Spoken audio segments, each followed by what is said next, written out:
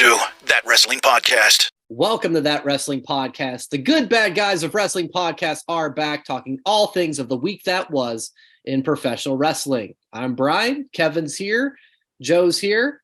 Summer rolls on, guys. We're just over 2 weeks away from SummerSlam. Are you guys like me too? Like I remember having a neighborhood friend whose mom, as soon as like July 4th was over, she's like, well, summer's over. Summer's over. Gotta get ready for back to school. And especially you, Joe, being a teacher. What does she work at Target? I don't remember. Maybe so. The most depressing thing to walk down those aisles and see the giant pencil in the air saying back to school. I'm not ready yet. No, because we still got some time. It's still Saturday to me. Good. Because July, like I said weeks ago, July is the Saturday of summer months. Yeah, we have said that. And Kev, your son goes, like, I know he gets out a little earlier than my daughter does. So like, is his date coming up like in mid-August, like less than a month? Early August. So SummerSlam is what, August 5th? The 5th. Yeah. He's the Wednesday after SummerSlam. Wow. Ouch. Yeah.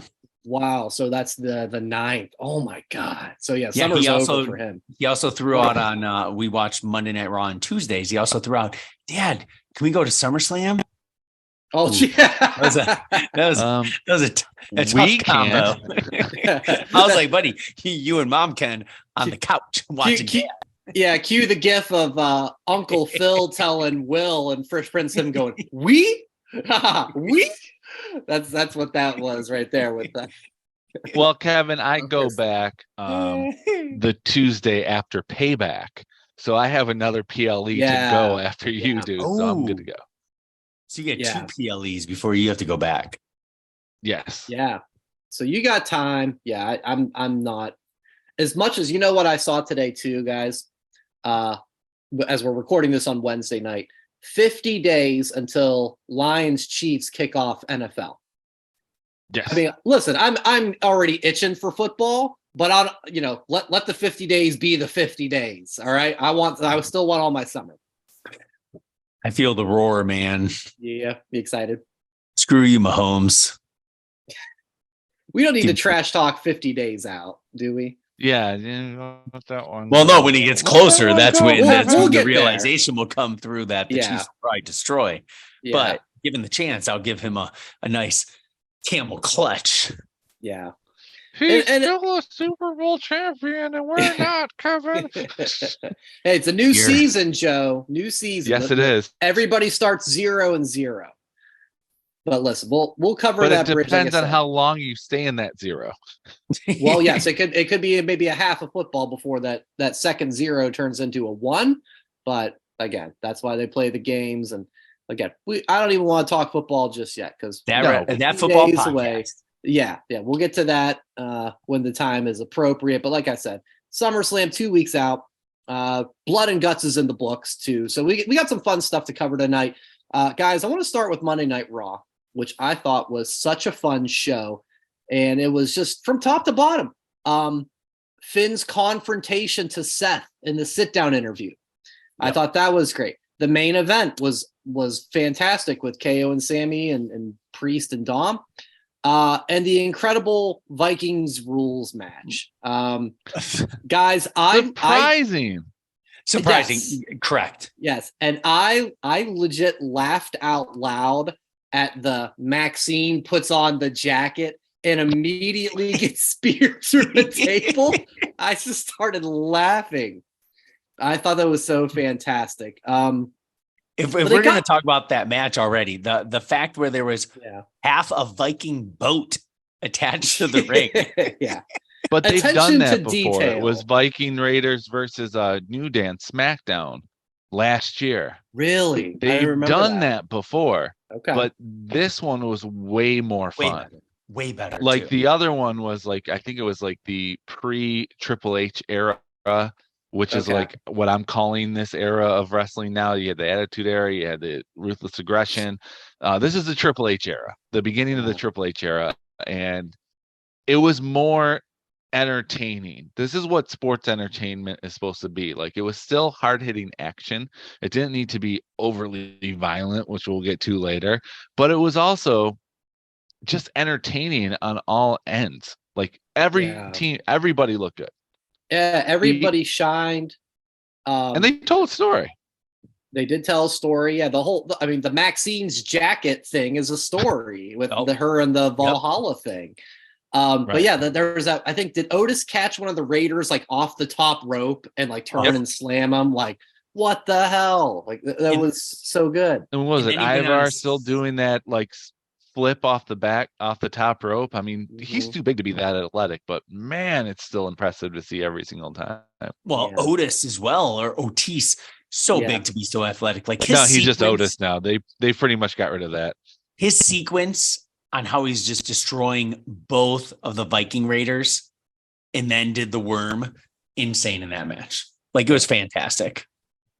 So all of this to say, you had, and they said it a million times, sold out State Farm Arena, Atlanta, to over 12,000 in the building. Guys, I think just WWE is on fire right now. The crowd was hot for pretty much everything. And you have, like what we said, that we're just talking about a mid-card feud right now, the Raiders and Alpha Academy. But it has stories. It has things that we're invested in. And I thought about just how many guys are so over with the crowd right now. I'm talking like the crowd stands up when their music comes on. The list I came up with, you've got, of course, the Bloodline, all the members, right? Roman, Usos, Solo, Paul, Sammy and KO, Cody, Seth, the Judgment Day, Brock, LA Knight, and Gunther. And I'm sure there's a couple more you could add to the list. Plus, you got just this whole all-time great storyline in the Bloodline. So all this is to say, I think this year or so, and Joe, you kind of said it to me, like the Triple H era, this has the potential to go down as a golden era of WWE that we could talk in the same breath as the 80s and the Attitude Era. The Rock and Wrestling Attitude. Yeah. Do you guys agree with me? Because that's how I'm feeling about what I'm seeing lately. 100% agree. 100% agree. And I think that not just Bloodline is one of those special, programs that has been ongoing, but Roman's, championship reign, the amount of days, Gunther's amount of days, chasing in on Honky Tonk, right? Mm-hmm. Yep. The amount of days make it special. It's the cement, like the huge stamp of approval on like an era. I agree. This is we'll never have another Attitude, right? Where bra and panty match, those type of random things and the just the all out craziness. But this is like a toned down, way better overall, because it's not just, you just don't have your one or two guys. You have half a dozen guys that are the guy on any given thing. Because it's like, perfect, Roman's not out there. Guess what? LA Knight comes out. Crowd forgets about Roman on SmackDown. LA Knight's right there. Perfect. On Monday night, we have Cody. Guess what? Seth is right there. You're singing Seth's music. You don't think about Cody at that time. You have so many like pieces in that puzzle. And that's what makes this era special. But 100% agree. This is a special time. You forgot about like when it came to reactions that the crowd does. We also have Becky Lynch. We also have Bianca Belair. We also have Chelsea and Mandy. Not Chelsea and Sonya. Yeah. Sorry, I still have Mandy Rose on the mind. But you have Liv, Raquel, like Rhea. You have a well-rounded women's division too. See, I would put this era over the Attitude Era 100-fold. And here's why. Rewatchability. Have you gone back and rewatched some of the Attitude Era now? So when I have, it's like, I'm not talking about the storylines, because we know that's kind yeah. of cringy because it was a different time and era, which is fine because that was like shock TV. Jerry Springer, Howard Stern pretty much dominated like all of pop culture during that era. I'm not talking about that. I'm talking about the matches. Aren't Yes. that great? No. There's a Oh, lot of no. like 2-3 minute quick little things, and Yeah, you move on to like the backstage segment, right? That's how that was at that time. that's how it was. But with this era, it kind of reminds me of rock and wrestling and New Generation. Like a lot of people dogged the New Generation when it was happening because of all the, I want to say, gimmick career Yeah. wrestlers. Like everyone had to have a job, but the guys who didn't have a job were putting on like classics. Yeah. You still had the Mr. Perfects. You still had the Bret Harts. You still had the Shawn Michaels, like in their prime. You still had the Owen one, Hart, two, three yeah. kids, Razor Ramon, Owen Hart. Yeah. Like even Diesel and Undertaker for big men were like athletic. So it's like that gets dogged too because of all like the cartoony gimmicks. But I think that has more rewatchability now than the Attitude Era if you're looking for actual wrestling content. Yeah. No, I agree with that. But the one thing though I will say with kind of how things are today that compares favorably with the Attitude Era, with the Attitude Era, you could be in the mid card and have some feud and people would love you. You know, everybody Agreed. was over. You're talking, you know, Hardcore Holly. You're talking The Godfather. The super heavyweight Hardcore Holly. Yes, yeah, Crash Holly. Yeah, Crash Holly, right? Yeah. You had Al Snow and Steve Blackman Al being Snow a and crowd Steve- favorite. Yes. Yes. Yeah, Godfather. You know, just all these guys who were like nowhere near the main event, that when their music hit or when they came out, people were like, yeah, this is great. And I feel like that's what's happening now. That wasn't probably the case a year, 2, 3 years ago, where it was just, you know, some guys and girls are up and some guys and girls are down.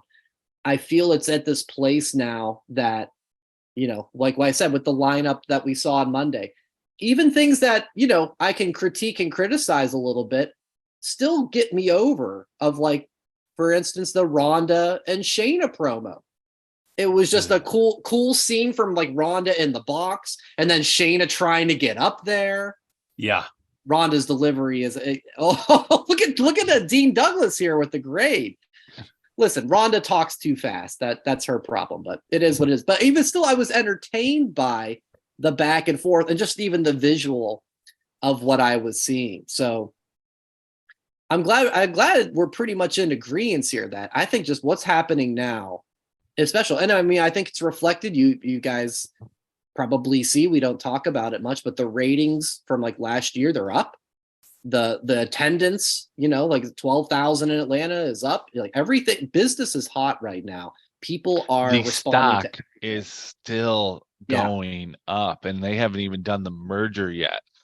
Like again, I follow the stock too, and it's like, you know, a year ago it was at the $50 range. Today it closed at $115. Wow, outrageous! Like it's like still like, let's just say that the merger helped, but they're making money hand over fist.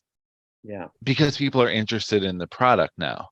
Like I don't think the ratings really, like the ratings are, it's nice to have, but ratings aren't the same anymore because it's also about like views on YouTube, and like you got guys like, this is the thing, the difference of eras. The ratings are good to peak the numbers to get the advertisers. That's nice. Mm-hmm. But then you got a dark match going on YouTube getting 4 million views. That also piques the interest of the wrestlers too. LA Knight at Madison Square Garden against Hit Row. Like there's a different, like, you know, mentality here when it comes to following our favorite superstars. They're everywhere and there's so many things. So like if you're not getting over, you're not really, it's like, I don't want to like dog anyone, but if you're not getting over, it's time to go back to the drawing board because there's so many venues out there for you to find your audience. sure. Nicely put. Nicely put. In WWE is getting so hot, Peacock got to raise their prices. Yeah, they're Just get putting that it up email. a buck. But whatever. Buck a month. They're still cheaper. Buck a month. It's still ridiculously cheap. But the nice thing is, side note, Fanatics, like, where WWE shop goes to, they're giving out a lot more deals lately, a lot more fan cash. I think I've seen that too. A lot more incentives versus when it originally, started, where it's like one shirt, $35, no deals. Like, I feel like it's getting back slowly to, getting more out there. And that means a lot, because not everyone can afford that $35 shirt all the time. A lot more deals. Not every shirt's worth $35 to buy.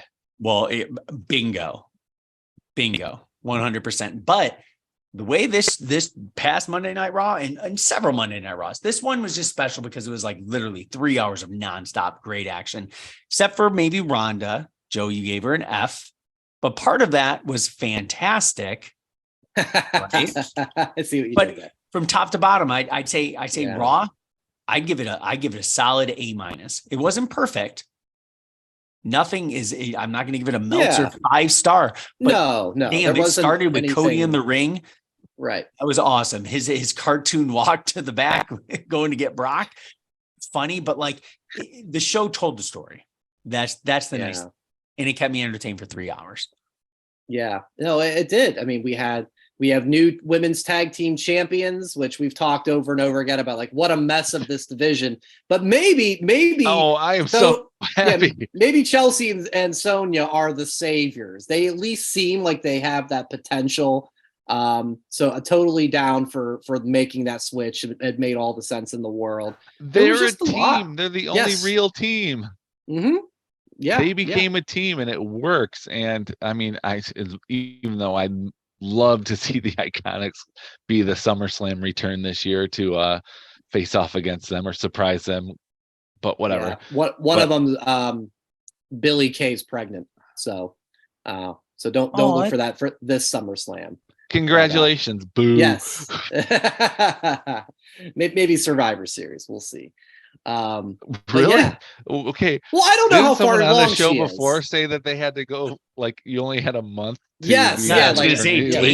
Becky's back at the Rumble and all the, like, she came back like a year later or something, but I don't know. She just had a baby 3 weeks ago. She should be back now.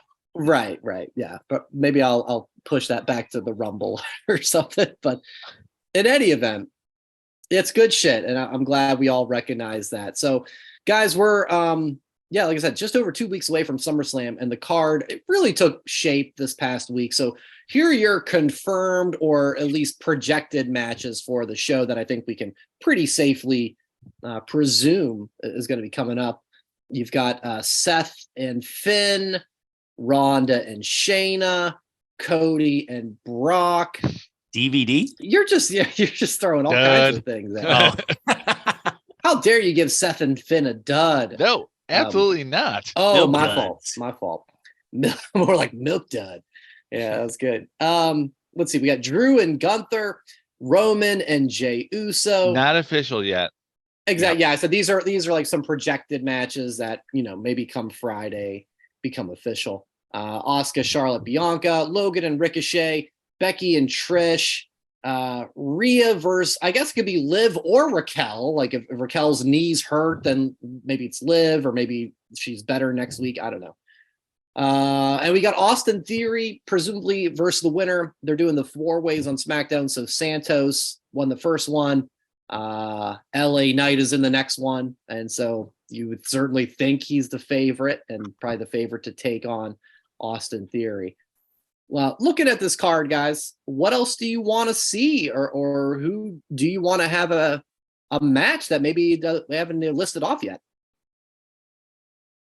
Maybe like a tag team turmoil type thing where you get a number 1 contender in there. Maybe throw in Street Profits, right? They just met Bobby Lashley winning there's something there. SmackDown. Something like throw in Alpha Academy, throw in Viking Raiders, throw in XYZ, Pretty Deadly. One of the guys are hurt, right? But something like that. Show several tag teams in there. Just have a spot fest, have it fun, something like that.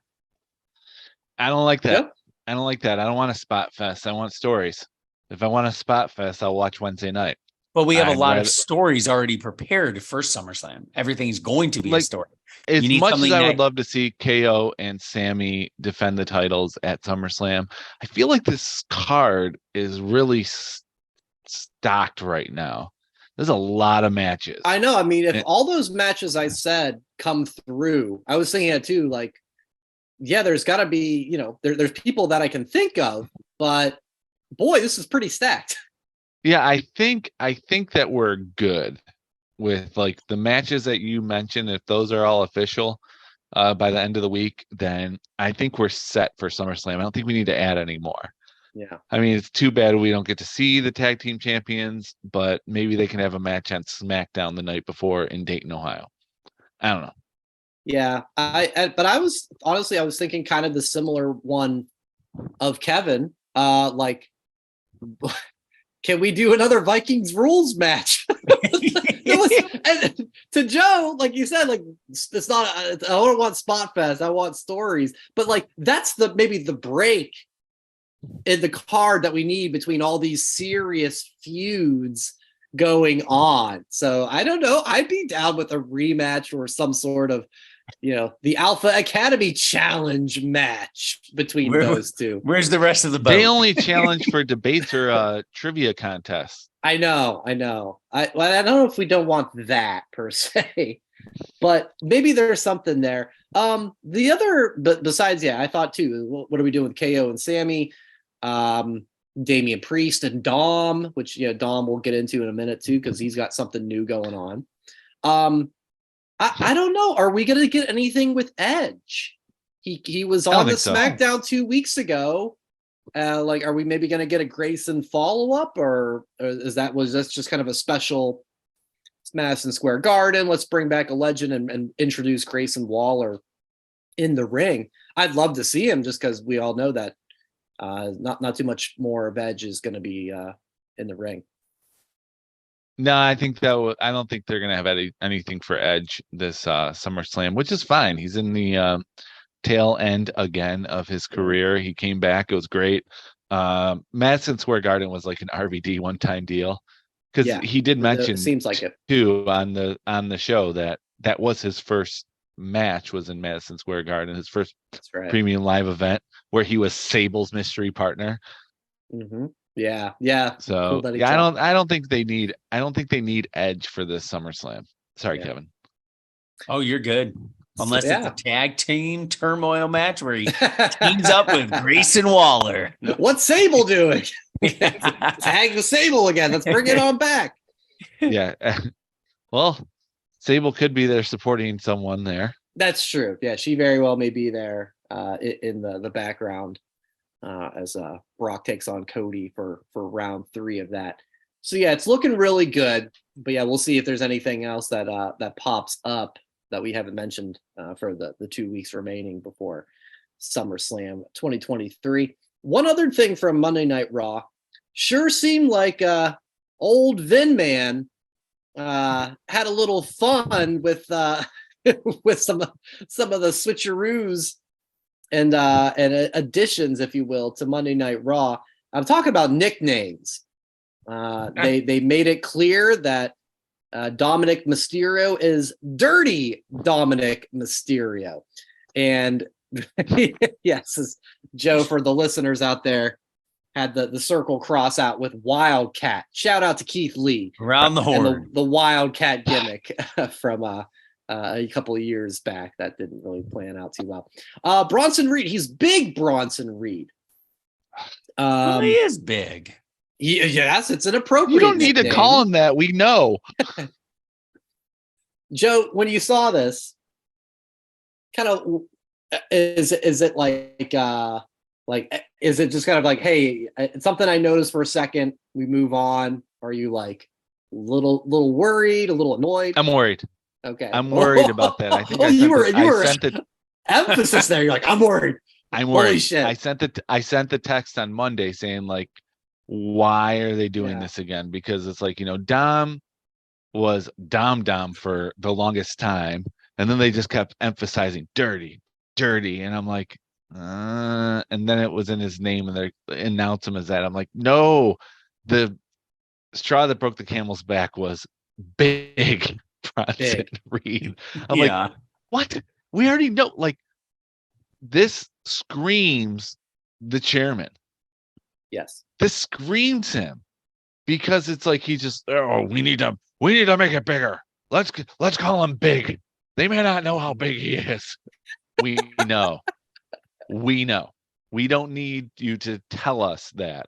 I'm just afraid of these stupid nicknames are going to be coming back, which are going to be screamed in the headset. Make sure you mention big. No, stop. Get rid of the nicknames. They have to, like, you can't force a nickname on someone. It has to come generically. It has to come like from the crowd. Like organically. You can't just keep saying it. Organically, not generically. Thank you, Kevin. Organically. Like Stone Cold was like, what was he gonna be? Icy Freeze or Tasty Chili McFrost. Chili McFrost or whatever. It's that's the name organic. Of the knockoff Dairy Queen at the end of my block. It's called Chili McFrost, actually. His ex-wife was like, this tea is Stone Cold. Boom, there you go. Stone Cold Steve Austin. Like something like that. That's how it comes about. But when you're forcing it, we all know how Wildcat worked out. It didn't. Yeah. I'm afraid they're going to be doing this to a lot of the re-signings. Like Karrion Kross is going to be called like, Killer Karrion Kross. Oh, yeah. What he's going to be called? He's going to be called Swatch. Karrion Kross. Swatch Kross. Hi, man. I don't mind Dirty Crazy Dom. Kevin. What do you think?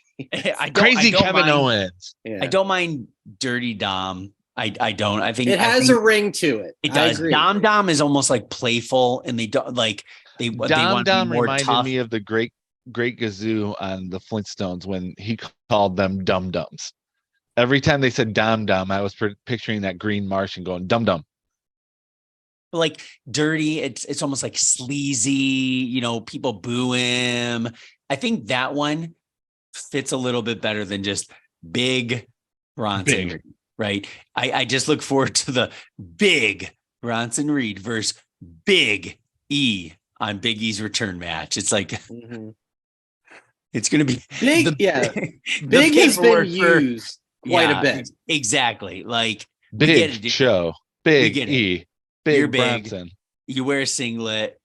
Your massive man pec boobs pop out. You don't have to be big.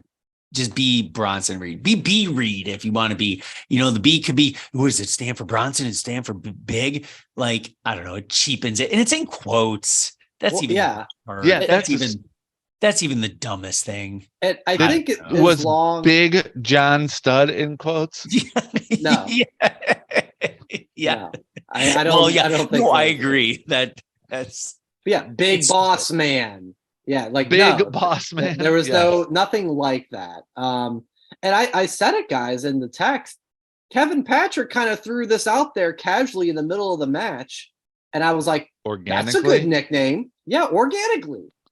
Just, Bronson did something cool, and he called him the Aussie Destroyer. That's great. Better. He's from Australia. He kicks ass. He's destroying people. I was like, that's a good nickname. You want to call him, it's, the Aussie Destroyer, Bronson Reed. You want to throw that out there now and again?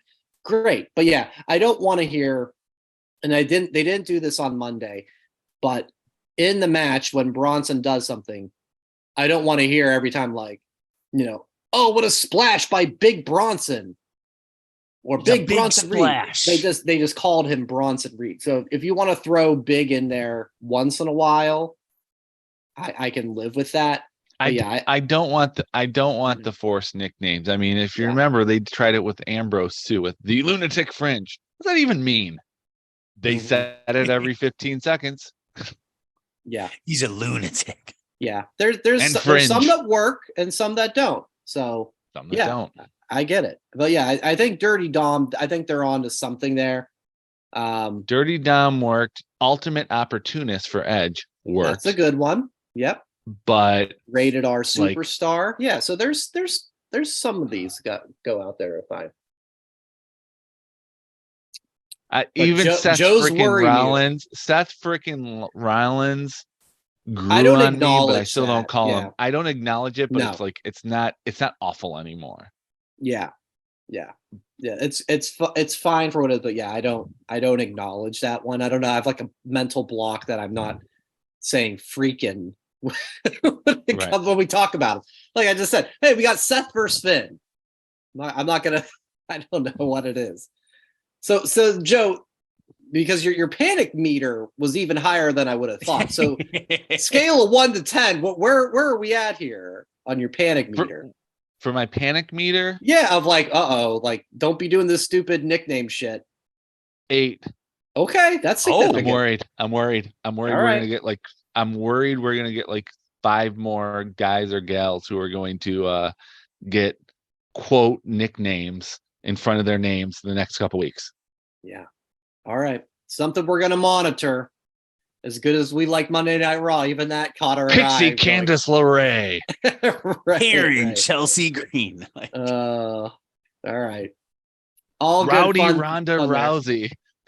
Well, we've had that too. We've had that. So there's hopefully not too much more of that to come in our humble opinions. But speaking of Dirty Dom, him and the Judgment Day went down to NXT on Tuesday night, and he won the North American title. He beats Wes Lee, who I think was the longest reigning North American champion, and it was a stunner for the crowd and the audience of the Capitol Center.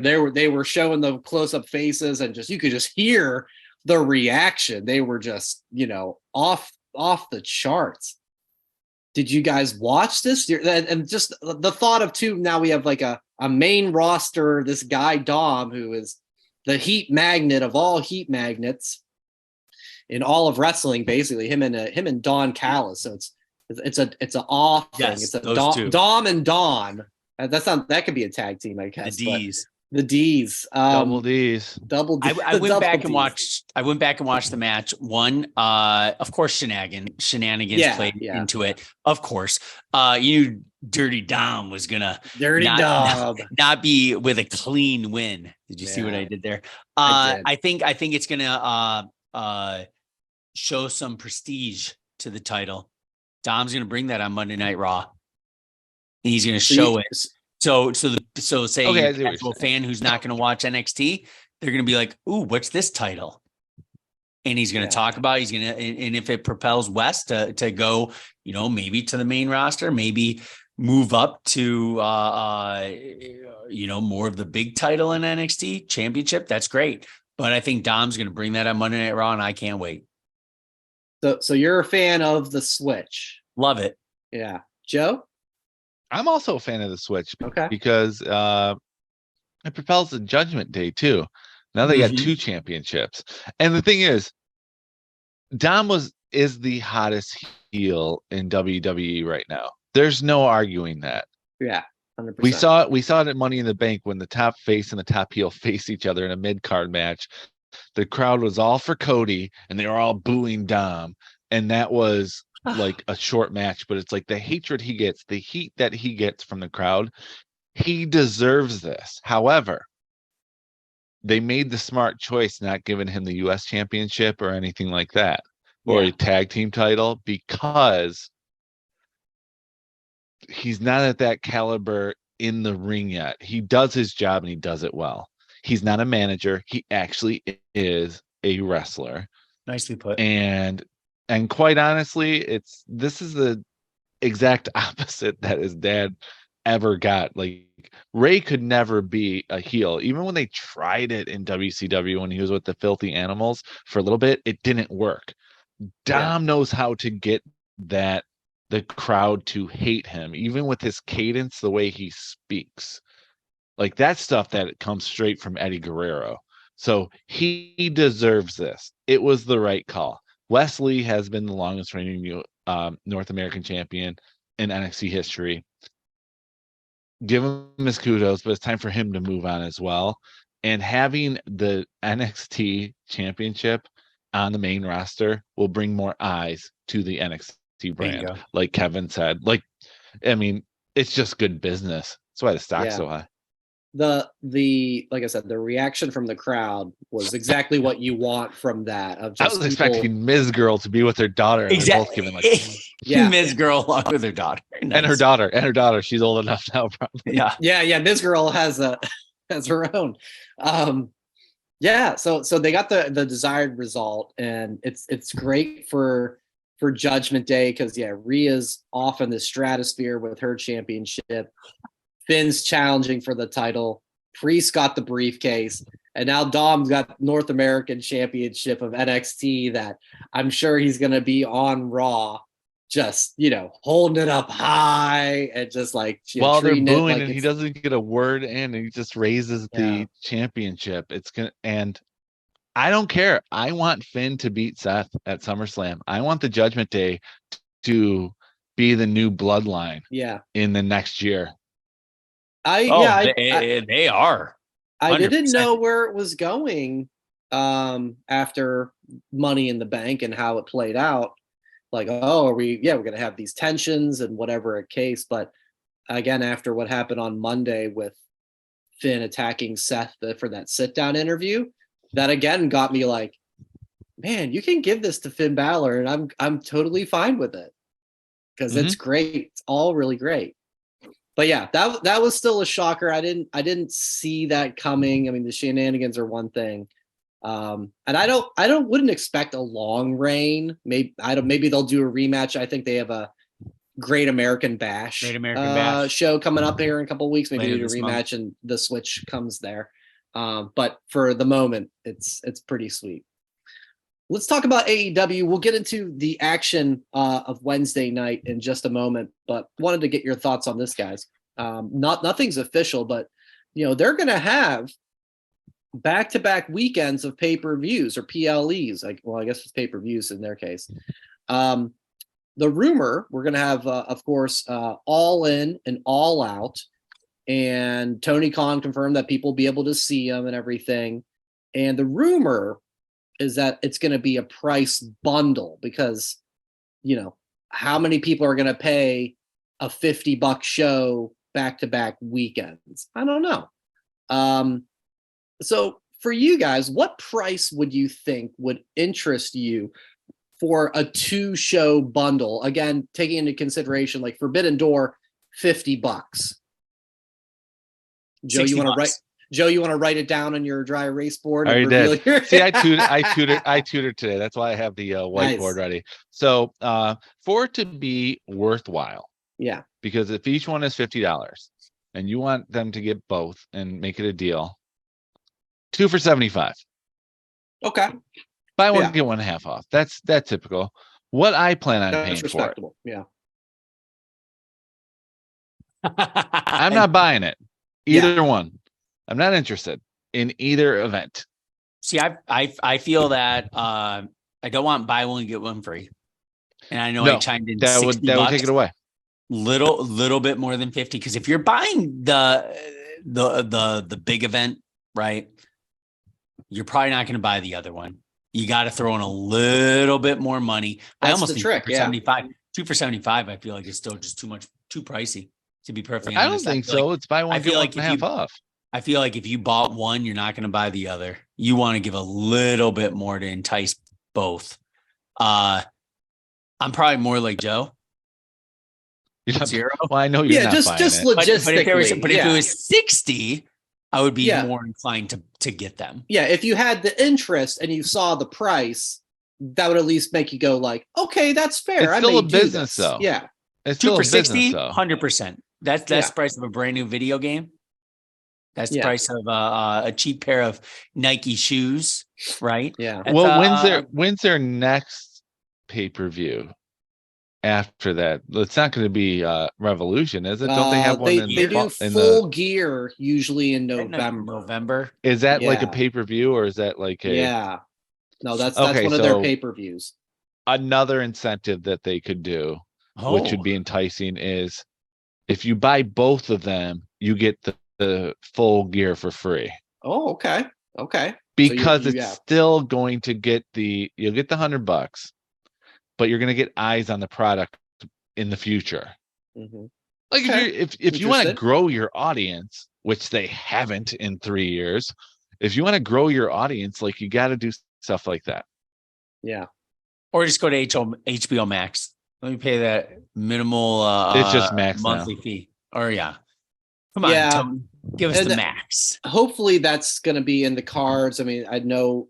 What do you think, Brian? What would be your fair business like if you're going to do a bundle for both of them being a week away from each other? What would you think would be fair for both sides? I think I like your 75 number.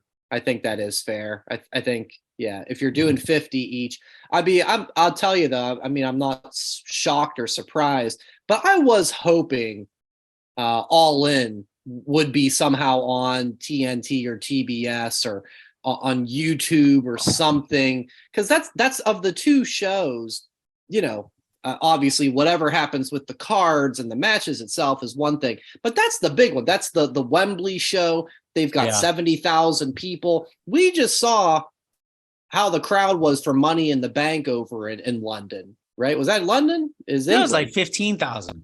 Yeah, it was the O2 Arena. O2 Arena in London. Yeah. So I would think that was going to be just fun for the experience of these big shows, big crowd. You think it'll be hot as hell from a crowd energy standpoint, which always makes things better.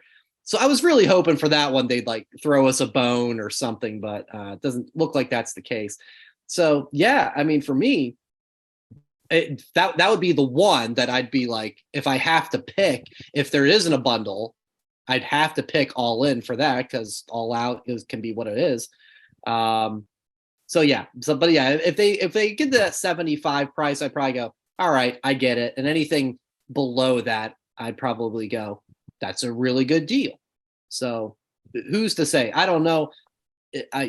But because this Sunday, August 27th, that'll be the day before Harper starts school. It'll be during the day because it's England, right? So it'll be 3 PM. So I can't see myself ordering it just for those circumstances alone. So and All Out, that'll be the day after we go to whatever show we're going the day to. after Payback. It's the day after Payback. Yeah, so I'll probably be, wrestling. Well, 2/3 of us are going to that.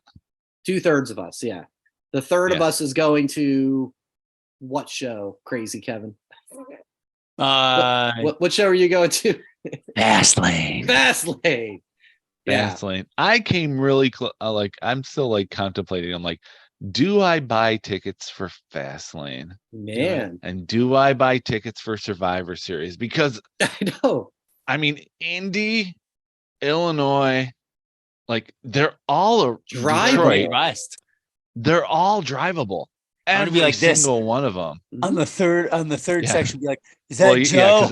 Is that Joe down there? Well, because I'm married to Ringside Jessica, so it's like I can't not. But no, it's I was contemplating. I'm like, Fastlane's in Indy. I'm going to Payback in Pittsburgh. I'm going to SummerSlam in Detroit. The only thing about Survivor Series is, didn't we plan on going to Ford Field Friday afternoon for Michigan State, Penn State the day before? That's the same. Yeah, that's the same one. That's rough. Yep. But if you that would be rough. 4 pay-per-views in a row, that is 4 straight. That's ridiculous. I should get. You'd be the new green shirt guy. You'd be the new green shirt guy. I'd be sunglasses. Sunglasses guy. SGJ. But yeah, when Survivor Series was announced for Chicago, I said that too. It's like, man, they love the general Midwest. They love the area. Midwest. WrestleMania's in Philadelphia. That's not that far. Yeah, that's East Coast, but it's connected to, it's not ridiculous. It's a further drive. Like, what's wrong with Seattle, Washington? Hello. Or I don't know, San Francisco, California. There's a whole side of the country. They spent a lot. The last couple of WrestleManias, though, they've been on the West Coast and the South. Yeah, true. LA, Dallas. Yeah, true. Okay.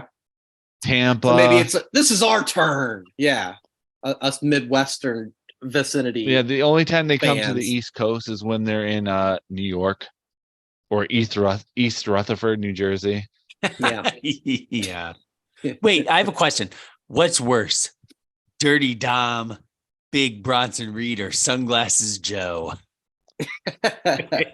Big Bronson Big Reed. Bronson Reed. Big Bronson. Yes. Yeah. Joe's somewhere in the middle of that, but Wildcat is still worse than them all. Oh, That's his the Hall- career has been terrible since. that's the Hall of Fame induction of bad nicknames, as it turned out. That like big like Wildcat Keith Lee goes in the category of like Shorty G. Shorty G, yes. Oh, snap. Wow. The Mount Rushmore of bad names. See what I was saying? How I think we're in this golden era? Look at what we were dealing with even like 2 years ago. Shorty G and Wildcat? Fuck. Things are so much better now. Things are so well, there's a reason for that. There is. What There what is. era did I call this? The Triple H era. The Triple H era. Yes, I think. Yeah. I'm okay with that. Keep- I'm With okay a with side of crowning Kenny it that. mac and cheese. Yeah. Vin Man still I has just go- his finger on it, but it's Triple H. He still has his finger on it, but it's just like, I go back, it's like it's amazing to see the turn, like an ultimate turnaround on the way the fans react to one person. Because if you go back 20 years ago, he was the reign of terror. Yeah. Triple H. It was so Like bad. everyone just wanted him to be gone. Like you're only in this because like all the negative, like vile crap that was thrown at him. 20 years later, it's like, thank you, Hunter. Like amazing turnaround on that one. And the thing is like he was always right. Even in his reign of terror that they called it, his decisions were the right calls. Yeah. Yeah, I still could maybe go back and The forth Booker on Booker. T one Yeah. is still like questionable. I say that one should have went the other way. I know, like watching documentaries and everything, they said that the reason why was because they needed Goldberg to be against Triple H coming in or whatever. Like Booker T wasn't a big enough name for the new free agent coming in. Yeah. But still, like Yeah, that was a everything little else, though, he was right about RVD. Because we all wanted RVD to win after the invasion angle. Yeah. And look what happened when RVD became they gave him the ball. Yeah. He smoked it. Pulled over on the side of the road. No, I said ball, not ball. Oh, not 8 Ball. Okay. Yeah. Check the report. But anyway, let's get back on track on AEW. What'd you guys think of Blood and Guts? There's blood. There certainly was. I'm gonna give it a grade. I'm gonna guess Joe's gonna give it. I don't even know if F- can be a grade, or he's just gonna write. No, it would be if it was a CM Punk gif. I'm thinking he's going D. That's my guess. I think he'll. Okay, D plus. All right. I have a B few plus. positives from it. Yeah. I do. Yeah. It was just below average. Yeah. But go ahead. I want to hear the positives first, because maybe Kevin can convince me to put it in the C range. But right now, I thought D plus. Matt or Nick Jackson. I believe me. I get confused when he was on top and he put the thumbtacks through the fence up top and they landed. I thought that was kind of a cool spot. Cool image. Wheeler up there was kind of cool with where there's that, like the shooting star press suplex. Northern Lights. Yeah. Northern Lights. Yes. Yep. I thought those were fun. Several cringy moments, but I'm not the biggest fan of like the glass and the bed of nails. Like I was just like, ooh, like those type of things. Believe me, I'm excited to go to GCW with Bry, but the shit makes me cringe a little bit. There was a lot of fun spots. I thought the one spot with, I can't remember what he did. It was like a rolling fireman's carry almost by Kenny. And then Nick did a thing off the top and then Matt did a thing off the top. Yeah. I thought there was definitely some highlights, but this is the type of match that does that, right? I was kind of bored through it a lot, but I thought there were some good highlights through it. I just didn't think it was nothing that was better than other ones that were before it. That's the thing with a match like this. You want something to propel it, right? that was better than what was done before. That was my biggest gripe. I didn't mind it. I'd give it a C. It was average. Yeah. Nothing great, nothing terrible. Like, and it was just whatever was good and whatever was bad kind of just evened out. So Joe and I went to it last year. So it's different watching it at home, first off, because they probably had what? I think the match started at 9:11 Eastern time, took up the rest of the show. They probably had at least 3, maybe 4 commercial breaks. That's just that's going to take. It was more than. I think it was more than 4. I think more than there 4. were You 5. think? Okay. All I right. think there were 5 or 6. It seemed like it was a little bit of wrestling, and then it was a commercial, picture in picture, picture in picture, picture in picture, picture in picture, and it's like, Tony, spend the money. Yeah. Go commercial free. Yeah. It's needed. They have to do that, I think, for that match to give it the attention it should have. Because I called it twice. They did the countdown.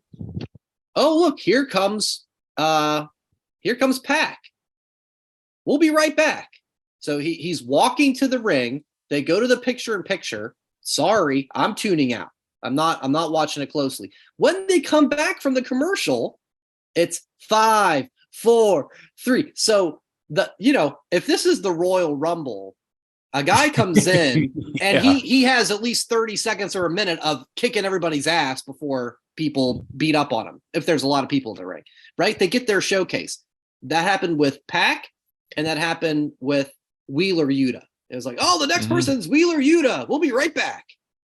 And then they come back and the countdown was on. And then I think it was one of the Young Bucks who was next. So I'm sorry. They got to figure out those logistics. I know he's been hurt. I don't follow his career all that closely, but we talked about Kota Ibushi. I know he's been hurt. He hasn't wrestled a ton. He was so slow. And I don't know if it was completely by design. There was a part where the bed of nails, a fun spot of stupid. Moxley stepping on Omega's hand on the bed. Like that's kind of funny. And here's Ibushi, teammate, just kind of like, I'm gonna step over the rope. I'm gonna look at you. And it's like, if this is your friend, why are you like destroying him? It was very weird.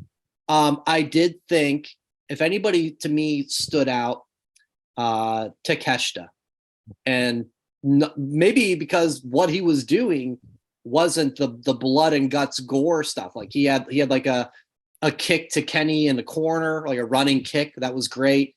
He had a double suplex spot. That was great. And he moved really well.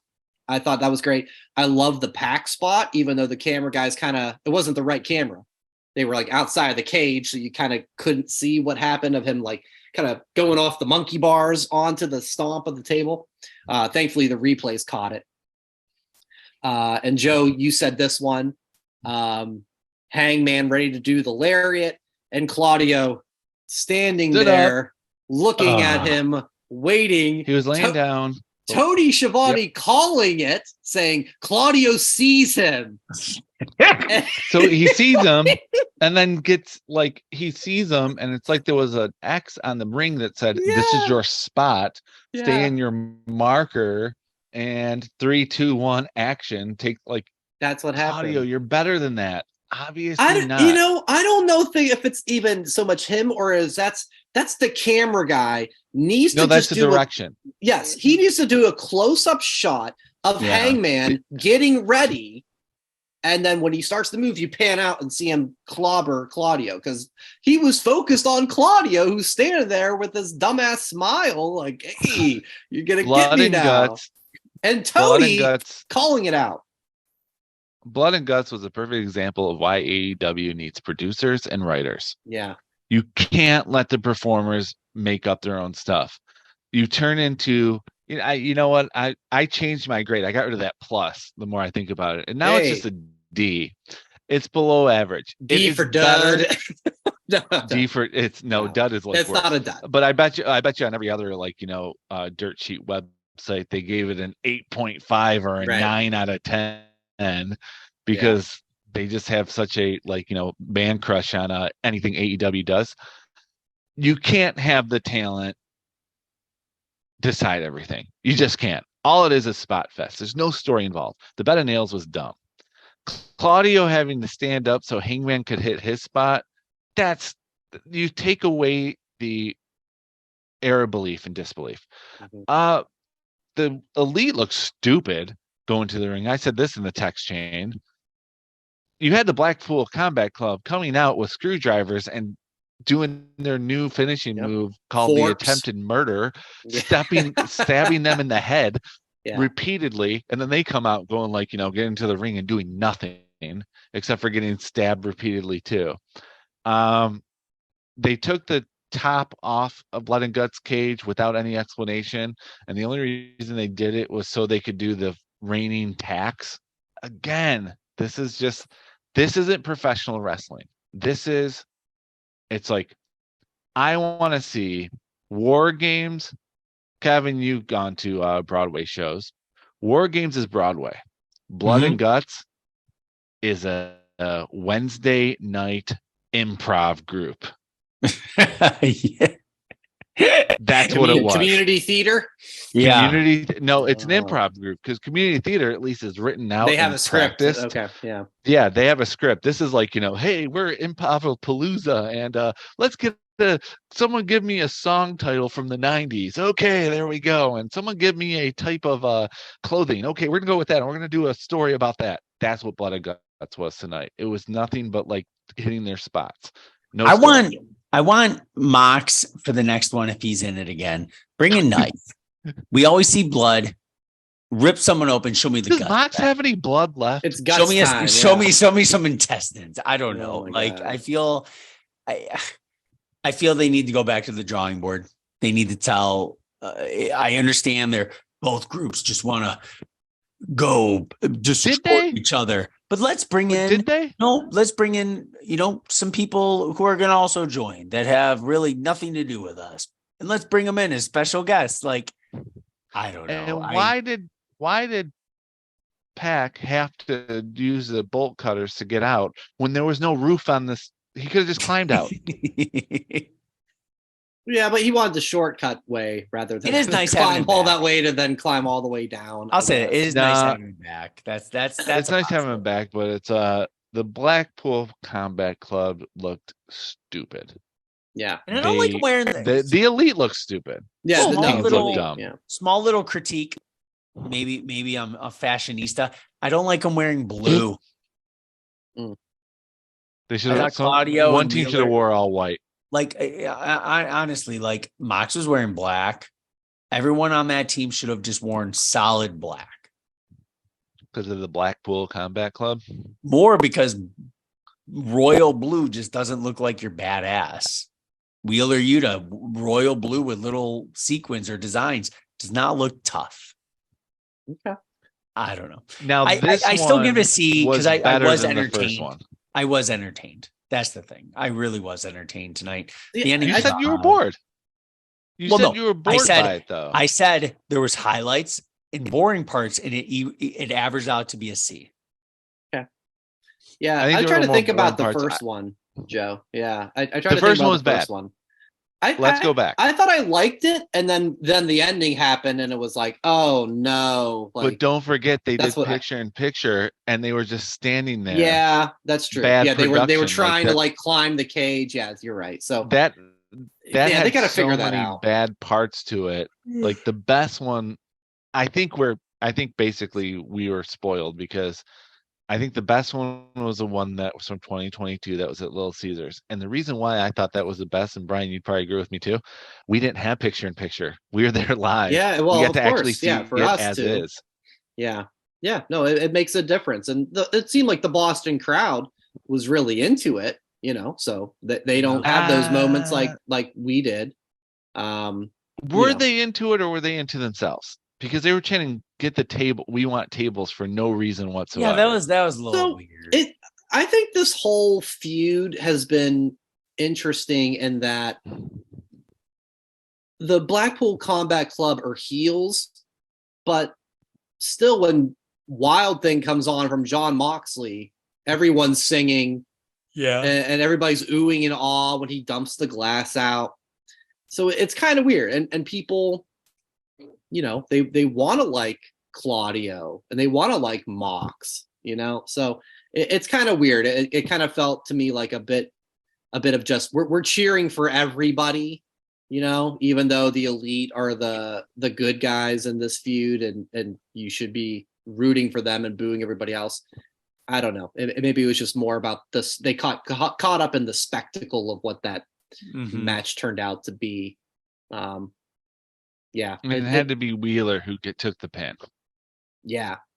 Wheeler took the pin, or the I don't know if that's a choke out, tap out, however it ended with the chain around the neck.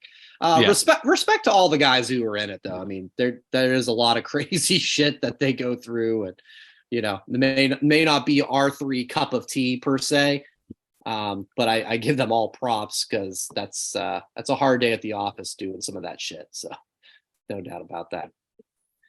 All right, guys, I think that's all the time we have. Everybody, thank you so much for listening and for watching on YouTube, youtube.com/That Wrestling Podcast, and at That WrestlePod for all your socials, whatamaneuver.net for your merchandise needs. Everybody, as we said at the beginning, enjoy summer, even if you got school starting in about, 2.5 weeks, right, Kevin? Enjoy summer, enjoy wrestling. We'll talk to you next week. Thanks for watching That Wrestling Podcast on YouTube. Make sure to subscribe to the channel. And for more That Wrestling Podcast content, follow at That WrestlePod on social media.